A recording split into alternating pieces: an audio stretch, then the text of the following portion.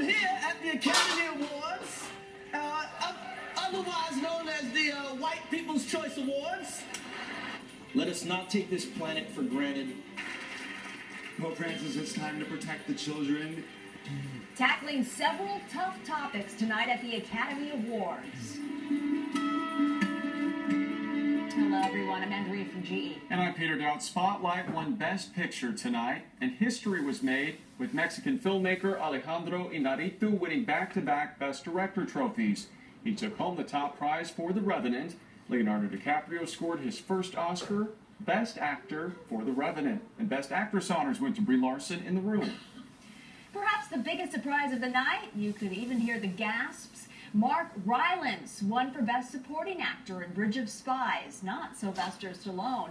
And Best Supporting Actress went to Alicia Vikander for her role in The Danish Girl. CBS 2 entertainment reporter Suzanne Marquez is live in West Hollywood at the Elton John Oscar party with a look at the memorable moments on stage and backstage. Hey, Suzanne.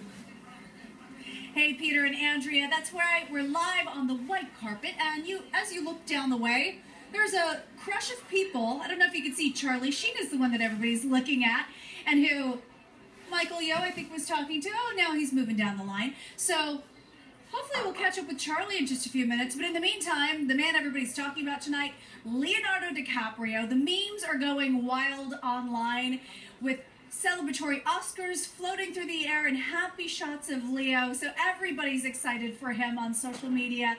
But of course, that wasn't the only moment of the night. There were Girl Scout cookies too, and of course a lot more. Check it out.